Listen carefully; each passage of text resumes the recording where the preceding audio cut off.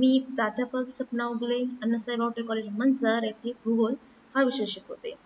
मागील झालेल्या लेक्चरमध्ये सांगितल्याप्रमाणे आपण आर्थिक भूगोल हा SYBA चा विषय जो आहे तो आपण अभ्यासणार आहोत. मागील लेक्चरमध्ये आपण संपूर्ण सिलेबस आपण कव्हर केलेला आहे किंवा आर्थिक भूगोलामध्ये आपण ओव्हरऑल काय पाहणार आहोत याची थोडक्यात ओळख मी तुम्हाला करून दिलेली आहे. तर आज त्या पुढचा भाग म्हणजे आर्थिक भूगोलाची ओळख हा पहिल्या प्रकरणाचा आपण आढावा घेणार आहोत. तर ह्या प्रकरणामध्ये आर्थिक भूगोलाची ओळख ह्या टॉपिकनुसार आर्थिक भूगोलाची निर्मिती कशी झाली किंवा आर्थिक भूगोलाचं महत्त्व काय आहे हे आपण या टॉपिकमध्ये जाणून घेणार आहोत. तत्पूर्वी आर्थिक भूगोलाची निर्मिती होण्यामागे भूगोल त्यांच्या उपशाखा शाखा याबद्दल थोडक्यात माहिती करून घेणं गरजेचं आहे. त्यामुळं आपण ह्या टॉपिकमध्ये भूगोल म्हणजे काय हे सर्वप्रथम माहीत करून घेऊया. सर्वांनाच माहिती आहे की भूगोलामध्ये ओव्हरऑल पृथ्वीवर आढळणाऱ्या प्रत्येक घटकाचा आपण अभ्यास करतो. मग पृथ्वीवरील बदलते आविष्कार असतील, त्यांचं अचूक सुसंबंधित वर्णन केलेलं असेल, त्याचं संपूर्ण माहिती आपल्याला मांडलेली असेल, त्याचं विशदीकरण केलेलं असेल, सगळ्या घटकांचा अभ्यास काय केला जातो भूगोलामध्ये केला जातो. मग भूगोलामध्ये आविष्कार जे आहेत, बहिर्गत आविष्कार आणि पृथ्वीच्या अंतर्गत होणारे जे हालचाली आहेत ते आविष्कार ह्यांचा संपूर्ण अभ्यास केला जातो. मग बहिर्गत आविष्कार आहेत जे ऊन, वारा, पाऊस, हिम, गारा या घटकांचा अभ्यास केला जातो. त्याचबरोबर अंतर्गत ज्या हालचाली आहेत, मग ज्वालामुखी असेल, भूकंप असेल, या शिखर हालचाली किंवा वलीकरण, प्रस्तरभंग यांसारख्या मंद हालचाली ज्या आहेत, ह्या मंद हालचालीचा अभ्यास या संपूर्ण भूगोलामध्ये केला जातो. इन शॉर्ट, भूगोलामध्ये पृथ्वीवर घडणाऱ्या घडामोडी, पृथ्वीवरचं पर्यावरण आणि सजीव जे आहेत यांच्या संबंधीचा अभ्यास केला जातो. मग भूगोलामध्ये जे मुख्य 4 घटक आहेत, जे म्हणजे शिलावरण, वातावरण, जलावरण आणि जीवावरण. शिलावरणामध्ये पृथ्वीवर आढळणाऱ्या ज्या जमिनीचा जो भाग आहे की ज्यामध्ये संपूर्ण मैदान येतं, पठार येतात, पर्वत येतात, यांचाही अभ्यास यामध्ये केला जातो. आणि ह्या जमिनीवर त्या जमिनीवर असणारे प्राणी, वनस्पती यांचा अभ्यास जीवावरणामध्ये केला जातो. दुसरं एक, पृथ्वीवर आढळणारा जे पर्यावरण आहे, पर्यावरणाबरोबरच जे वातावरण आहे, या वातावरणाचाही अभ्यास यामध्ये केला जातो.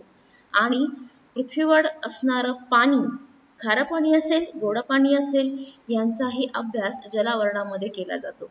एकंदरीत ह्या 4 मुख्य घटकांचा सविस्तर अभ्यास भूगोलामध्ये केला जातो. आणि जीवावरण हा एक त्यातला महत्त्वाचा घटक आहे. म्हणजेच मानवी घटक जे आहेत ते मानवावर आधारलेलं किंवा असं आपण म्हणूयात पर्यावरणावर आधारलेलं, पर्यावरणाशी संतुलन साधत मानवाने, सजीवांनी काय केलेलं आहे, आपलं गुजराण करायला सुरुवात केलेली आहे. म्हणजेच काय, जीवावरणाचा आणि पृथ्वीवर असणाऱ्या नैसर्गिक घटकांचा समायोजन जे आहे, हे समायोजन भूगोलामध्ये अभ्यासलं जातं. मग ते समस्या असतील, त्यांचे उपाययोजना असतील, ह्या सर्व घटकांचा अभ्यास ह्या शाखेमध्ये केला जातो. आता यामध्ये दाखवल्याप्रमाणे भूगोलामध्ये आपण 2 मुख्य घटकांचा अभ्यास करतो. साहजिकच तुम्हाला सांगितलं, जीवावरण, वातावरण, जलावरण, अजून शिलावरण जे आहे, हे काय आहेत, नैसर्गिक अनैसर्गिक घटक जे आहेत, ह्या घटकांचा अभ्यास आपल्याला भूगोलामध्ये करायचा आहे. परंतु नैसर्गिक अनैसर्गिक घटक जे आहेत हे सविस्तरपणे मांडले गेले तर त्यांचा अभ्यास जास्त खोलवर होईल.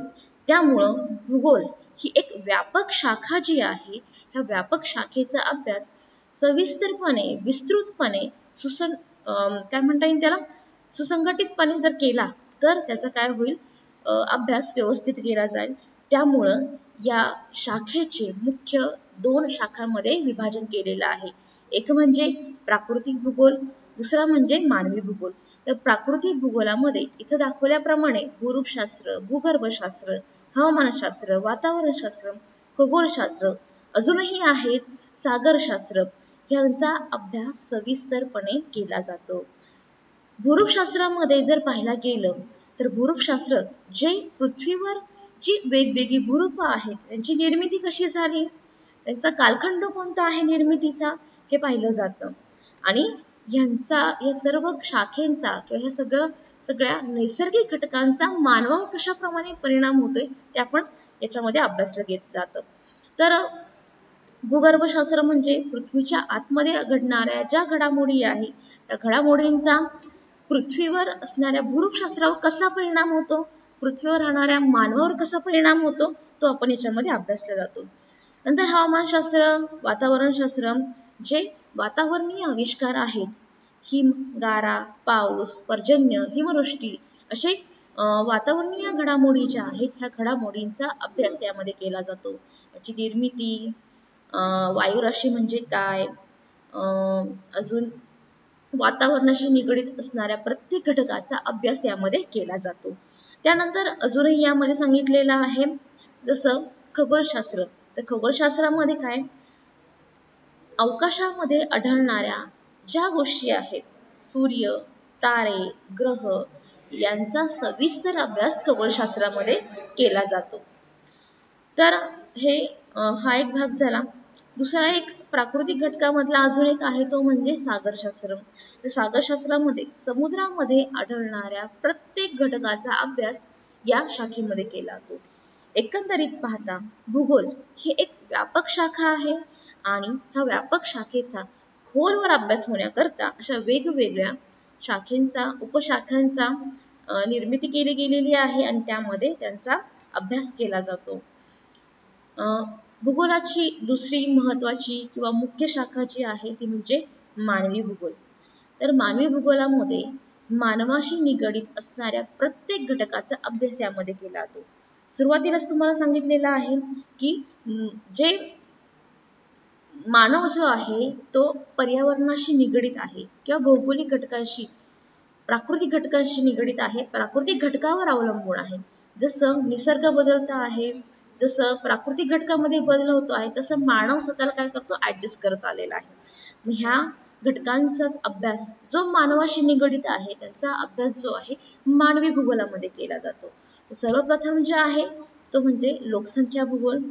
मानव एक लोकसंख्येचा अविभाज्य भाग आहे आणि ह्या मानवाचा सविस्तर अभ्यास लोकसंख्या भूगोलामध्ये केला जातो. त्याची निर्मिती, त्यांचे वंश, त्यांची स्किन टोन, त्यांचा केसांचा रंग, केसांची रचना, वेगवेगळ्या भागामध्ये पृथ्वीवरचं जे हवामान आहे, पृथ्वीवरचं जे प्राकृतिक घटक आहे त्यानुसार पृथ्वीवर मानवांची रचना कशी आहे, त्यांची उंची कशी आहे, त्यांचा स्किन टोन कसा आहे, ह्या सगळ्या गोष्टी अवलंबून असतात. मग ह्या सर्व घटकांचा अभ्यास लोकसंख्या भूगोलामध्ये मानवी भूगोलामधील असणाऱ्या वेगवेगळ्या शाखेमध्ये केला जातो. मानवी भूगोलामध्ये अजून काही उपशाखा आहेत जसं आर्थिक भूगोल, सामाजिक भूगोल, राजकीय भूगोल यांचाही या ठिकाणी अभ्यास केला जातो. तर आर्थिक भूगोलामध्ये सर्वप्रथम जर पाहायला गेलं तर आर्थिक भूगोलामध्ये कृषी भूगोल एक आहे की ज्याच्यामध्ये शेतीचा अभ्यास केला जातो. औद्योगिक भूगोल आहे, व्यापार भूगोल आहे, विपणन भूगोल आहे, शिवाय पर्यटन भूगोलाचा सुद्धा या आर्थिक भूगोलामध्ये समावेश केलेला आहे. कारण की आर्थिक म्हणजे काय, इन्कम सोर्स, पैसा या सगळ्या घटकांचा समावेश यामध्ये असतो. त्यामुळं आर्थिक भूगोल हे काय आहे, एक प्रदेशाचा विकास करण्यामागचा एक महत्वाचा घटक म्हणून मानवी भूगोलामध्ये त्याला मानलं गेलेलं आहे. इव्हन लोकसंख्या भूगोलाचा अभ्यास करणारे शास्त्र, सामाजिक भूगोलाचा अभ्यास करणारे शास्त्र, राजकीय भूगोलाचा अभ्यास करणारे शास्त्रज्ञ आहेत. हे शास्त्रज्ञ सुद्धा त्यांनी आर्थिक भूगोलाला प्रोत्साहन देऊन आर्थिक भूगोलाचं महत्त्व त्यांनी सांगितलेलं आहे.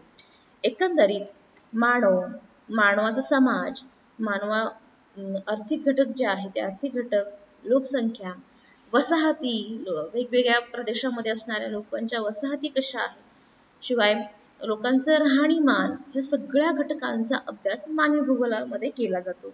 आणि मानवी भूगोल किंवा मानव हा संपूर्णतः काय आहे, प्राकृतिक घटकावर अवलंबून आहे. त्यामुळं प्राकृतिक घटकामध्ये ह्या सर्व बाबींचा अभ्यास केला जातो. आर्थिक भूगोलामध्ये अजून एक सांगितलं गेलेलं आहे की आर्थिक भूगोलामध्ये साधन संपत्ती हे काय आहे, एक महत्वाचा घटक आहे. मानव साधन संपत्तीवर पूर्ण आधारलेला आहे आणि ही साधन संपत्ती जी आहे ती संपूर्णतः प्राकृतिक घटकांमध्ये म्हणजेच जे निसर्गतः निर्माण झालेली आहे अशा घटकांमध्ये आढळते. एकंदरीत मानवाने स्वतःच्या वापरासाठी काय केलेलं आहे, साधन संपत्तीचा स्वतःच्या उपयोगासाठी साधन संपत्तीचा वापर करून घेतलेला आहे. त्यामुळं ह्या साधन संपत्तीचा नाश विनाश जो आहे किंवा त्याचा उपयोग कशा प्रकारे केला जातो तो संपूर्णतः ह्या मानवी भूगोलामध्ये अभ्यासला जातो. एकंदरीत मानवी भूगोल जो आहे तो मानवी भूगोल हा आर्थिक भूगोलाचा एक म्हणजे मानवी आर्थिक भूगोल जो आहे तो मानवी भूगोलाचा एक पार्ट म्हणून ओळखला जातो. मानवी भूगोलाचा अभ्यास म्हणजे मानवाचा अभ्यास करण्याची गरज का पडलेली आहे, कारण जर मानव हा केंद्रस्थानी मानला जातो आणि मानवाच्या सभोवतालची जी परिस्थिती आहे या परिस्थितीला मानव कसा समायोजन करतो त्यामुळं हे त्याचा मानवाचा अभ्यास करणं गरजेचं पडलेलं आहे. मानवी भूगोलामध्ये अनेक शास्त्रज्ञ आहेत की ज्यांनी मानवी भूगोलाचा अभ्यास केलेला आहे. फॉर एक्झाम्पल हम्बोल्ट असेल, कार्ल रिटर असतील, त्याचबरोबर रॅटझेल आहे, कुमारी एलन सॅम्पल आहे. ह्यांनी मानवी भूगोलाचा सविस्तर अभ्यास केलेला आहे आणि ह्यांनी त्यांच्या ग्रंथामध्ये असेल किंवा अँथ्रोपोलॉजी ज्यांनी रॅटझेलनी मांडलेला जो ग्रंथ आहे त्या ग्रंथामध्ये असेल त्यांनी काय केले, भौगोलिक पर्यावरणाचा मानवावर कसा परिणाम होतो आहे यामध्ये सांगितलेलं आहे. एकंदरीत मानव आणि पर्यावरण यांचा समायोजन यांचा परस्पर संबंध जो आहे तो ह्या मानवी भूगोलामध्ये अभ्यासलेला आहे. तर मानवी भूगोलामध्ये जसं सांगितलं तुम्हाला लोकसंख्या भूगोल, आर्थिक भूगोल, सामाजिक भूगोल, राजकीय भूगोल, पर्यटन भूगोल, आर्थिक भूगोलामध्ये कृषी भूगोल, व्यापार भूगोल, औद्योगिक भूगोल या सर्व घटकांचा अभ्यास काय केला तो यामध्ये केला तो. तर आर्थिक भूगोल जी आहे ती आर्थिक भूगोल मानवी भूगोलाची एक उपशाखा ओळखली जाते की ज्यामध्ये सर्व आर्थिक घटकांचा अभ्यास केला जातो. जसं मी तुम्हाला आता सांगितलं कृषी भूगोल हे आर्थिक घटकावर आधारलेलं आहे. वाहतूक भूगोल हे सुद्धा आर्थिक घटकावर अवलंबून आहे. वातावरणाशी निगडित काय आहे, हे आर्थिक भूगोलांचा बदल होत आलेला आहे. म्हणजे कृषीमध्ये बदल होताना आपल्याला पाहायला मिळतो. त्याचबरोबर औद्योगिक भूगोल जो आहे तो, नंतर पर्यटन ह्या सगळ्या घटकांचा अभ्यास काय केला तो आर्थिक भूगोलामध्ये केला जातो. आर्थिक भूगोल किंवा अर्थशास्त्र जे आहे ते अर्थशास्त्र एखाद्या प्रदेशाचा विकास करण्यामध्ये अतिशय महत्वाचं मानलं जातं. त्यामुळं आर्थिक भूगोलाला मानवी भूगोलामध्ये सगळ्यात महत्वाचं स्थान दिलं गेलेलं आहे. तर या प्रकरणामध्ये आपण प्रस्तावना ज्यामध्ये आपण थोडक्यात आर्थिक भूगोलाची माहिती जाणून घेणार आहोत. त्याचबरोबर व्याख्या, आर्थिक भूगोलाचे स्वरूप, आर्थिक भूगोलाची व्याप्ती, आर्थिक भूगोलाच्या वेगवेगळ्या अभ्यास पद्धती, आर्थिक भूगोलाची गरज, महत्व, काय महत्व आहे आर्थिक भूगोलाचं ते आपण पाहणार आहोत आणि आर्थिक भूगोलाचा इतर सामाजिक घटकांशी असणारा संबंध आपण जाणून घेणार आहोत. तर आता आर्थिक भूगोलाची थोडक्यात मी माहिती तुम्हाला दिलेली आहे. त्याचबरोबर आर्थिक घडामोडी ज्या आहेत त्या आर्थिक घडामोडींचा अभ्यास जर पाहायला गेलं तर ते थोडक्यात आपण काय करूया, माहित करून घेऊया. तर आर्थिक भूगोलामध्ये ज्या मगाशी सांगितलं तसं कृषी भूगोल जो आहे ते कृषी भूगोल अवलंबून आहे किंवा पर्यटन भूगोल आहे, वाहतूक भूगोल आहे, या सर्व घटकांचा काय केला तो अभ्यास केला जातो. तर यामध्ये अजूनही असं सांगितलेलं आहे की एकंदरीत जे शास्त्रज्ञ आहेत त्या शास्त्रज्ञांनी वेगवेगळ्या आर्थिक घटकांचा अभ्यास केलेला आहे. तर त्यांच्या मते आर्थिक भूगोल जे आहेत तर आर्थिक भूगोल हा एका बाजूला पडणारा आणि मानवी घटकातल्या इतर शाखा ज्या आहेत तो एका बाजूला पडणारा भाग आपल्याला पाहायला मिळतो. तर प्रदेशाच्या विकासाबरोबर प्रदेशाच्या वाढीबरोबर आर्थिक घटक जे आहेत ते आर्थिक घटक सुद्धा आर्थिक विषय जो आहे तो सुद्धा एक वाढीस लागलेला विषय आपल्याला पाहायला मिळतो. तर पूर्वीपासून अगदी आपल्या भारतामध्ये ब्रिटिश राजवट जी होती तर ब्रिटिश राजवटीपासून आर्थिक घटकाला सगळ्यात महत्त्वाचं स्थान दिलं गेलेलं आहे. मग त्या प्रदेशाचा विकास असेल तर त्यांना सुद्धा आर्थिक घटकावरूनच आर्थिक घटकांची काय करावं लागतं, समायोजन करावं लागतं. त्यामुळं आर्थिक बाबी ज्या आहेत आर्थिक बाबी अगदी पूर्वीपासून चालत आलेल्या आहेत. त्याचबरोबर कृषी भूगोल जो आहे आर्थिक घटकातला जो शेतीविषयक जो अभ्यास आहे तो अभ्यास यामध्ये केला जातो. एखाद्या प्रदेशाचा किंवा मानवाची जी प्राथमिक गरज आहे त्या प्राथमिक गरजामध्ये जर आपण पाहायला गेलं तर शेती हा सगळ्यात महत्त्वाचा घटक आहे. शेतीमध्ये आता जे वेगवेगळे बदल होताना दिसून येतात, वेगवेगळे वैज्ञानिक बदल जे होताना दिसून येतात तर त्यांचा संपूर्ण अभ्यास कृषी भूगोलामध्ये केला जातो. मानवाची वाढती गरज, मानवाच्या वाढत्या गरजा हे लक्षात घेता कृषीमध्ये शेतीमध्ये वेगवेगळे बदल केलेले आपल्याला जाणवतात. मग हे कशामध्ये दिसून येतं तर आर्थिक भूगोलामध्ये हे सगळ्या गोष्टी काय केल्या जातात अभ्यासल्या जातात. मग कृषी भूगोलाचा विकास करायचा असेल, कृषी भूगोलामध्ये वेगवेगळे उत्पादन घ्यायचं असेल, वेगवेगळे प्रयोग करायचे असतील तर ह्या सर्व घटकांचा अभ्यास या भूगोलामध्ये आर्थिक भूगोलामध्ये केला जातो. त्याचबरोबर वाहतूक भूगोल जो आहे वाहतूक जे आहे ते आर्थिक घटकाशी निगडीत आहे. ट्रान्सपोर्ट असेल, रस्त्याचा विकास होणारा असेल, प्रादेशिक विकास होणार असेल तर रस्ते विकास होणं जेवढंच गरजेचं आहे. तर ह्या सगळ्या घडामोडी ज्या आहेत सगळ्या घडामोडी ह्या आर्थिक भूगोलामध्ये काय केलं अभ्यासल्या जातात. तर आपण यामध्ये आर्थिक भूगोलची व्याख्या आपण जी आहे ती व्याख्या आपण जाणून घेऊया. तर अनेक शास्त्रज्ञांनी काय केलेले आहेत वेगवेगळ्या व्याख्या मांडलेल्या आहेत. त्यामध्ये पहिली जी व्याख्या आहे ती मी तुम्हाला सांगते, जी वेबस्टर्स नवीन आंतरराष्ट्रीय आहे इथे शब्दकोश जे आहे त्या आंतरराष्ट्रीय शब्दकोशाने ओव्हरऑल ज्या वेगवेगळ्या शास्त्रज्ञांनी मांडलेल्या ज्या व्याख्या आहेत त्या व्याख्यांचा एक अभ्यास करून त्या शब्दकोशामध्ये ही एक वेगळी व्याख्या तयार केलेली आहे. तर ती काय सांगते, भूगोल ही पृथ्वी आणि तिचे जीवन वर्णन करणारे विज्ञान आहे की ज्यामध्ये विशेषतः जमीन, समुद्र, हवा, वनस्पती जीवन, प्राणी जीवन, मानवी जीवनासहित त्यांचे उद्योगधंदे, अलग झालेल्या नैसर्गिक घटकांशी संबंध यांचं वर्णन केलेलं आहे. तर दुसरं जे आहे रसेल यांनी सुद्धा काय केलेलं आहे आर्थिक भूगोलाची व्याख्या मांडलेली आहे की ज्यामध्ये सांगितलेलं आहे आर्थिक भूगोल म्हणजे मानवाच्या हालचालींवर भौगोलिक घटकांचा होणाऱ्या परिणामांचा अभ्यास करणारे शास्त्र. सुरुवातीलाच मी तुम्हाला काय सांगितलेलं आहे की आर्थिक भूगोल किंवा मानव जो काय आहे तो संपूर्णतः प्राकृतिक घटकावर आधारलेला आहे आणि प्राकृतिक घटकामध्ये जे भौगोलिक घटक आहे त्या भौगोलिक घटकांमध्ये जो बदल होतो तसं मानव काय करतो स्वतःला बदल करत असतो. तसंच हा सुद्धा अभ्यास यामध्ये केलेला पाहायला मिळतो. तर त्याचबरोबर अजून काही शास्त्रज्ञांनी हे मांडलेलं आहे व्याख्या मांडलेल्या आहेत.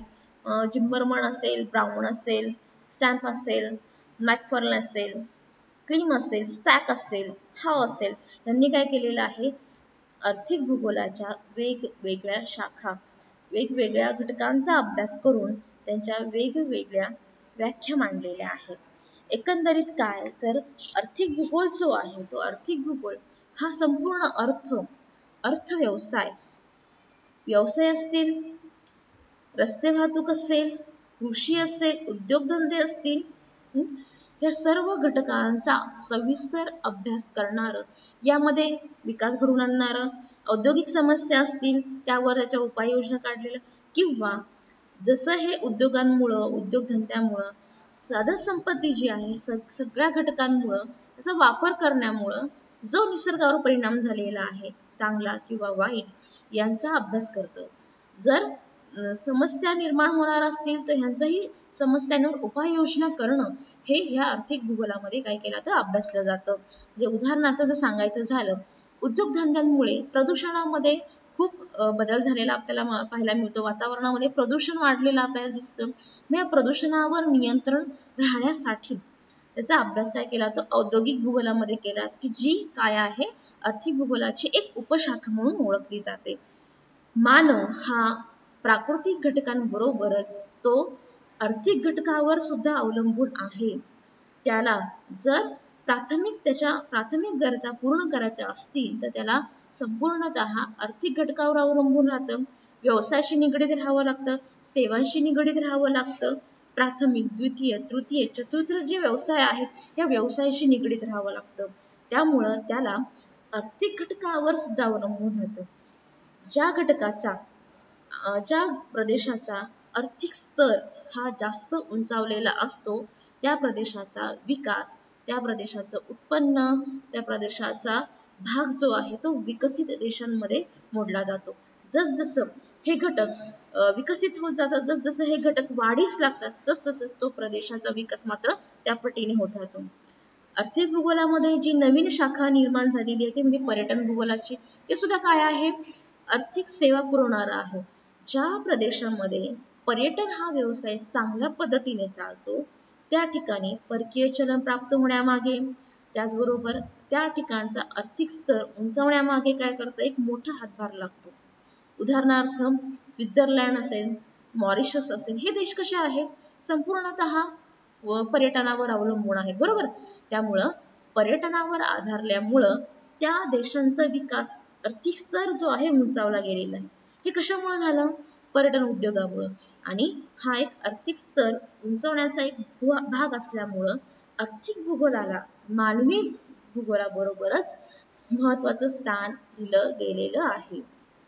तर उद्याच्या लेक्चरमध्ये आपण किंवा पुढच्या लेक्चरमध्ये आपण काय पाहणार आहोत, आर्थिक भूगोलाचं स्वरूप कसं आहे आणि त्यानंतर व्याप्ती जी आहे ती व्याप्ती आपण जाणून घेणार आहोत. तर आर्थिक भूगोलाचं स्वरूप जे आहे, जे आपल्याला सविस्तरपणे मांडलं होतं, सविस्तरपणे तो एका पॅरेग्राफमध्ये मांडलं होतं, तर त्याचं सुटसुटीत मी काय केलेलं आहे यामध्ये मांडण्याचा प्रयत्न केलेला आहे. होप सो तुम्हाला हे आर्थिक भूगोल जो आहे तो थोडक्यात अतिशय सोपा हा विषय जो आहे तो समजत असेल. तर जे काही प्रश्न असतील तुमचे ते प्रश्न तुम्ही मला खाली कमेंट्स बॉक्समध्ये द्या. तुमचे प्रश्न जे आहेत ते पूर्ण करण्याचा किंवा सॉल्व्ह करण्याचा मी प्रयत्न या ठिकाणी करेन. तर आपण पुढच्या लेक्चरला भेटूयात, ज्यामध्ये आपण आर्थिक भूगोलाचं स्वरूप आपण सविस्तर अभ्यासणार आहोत. धन्यवाद.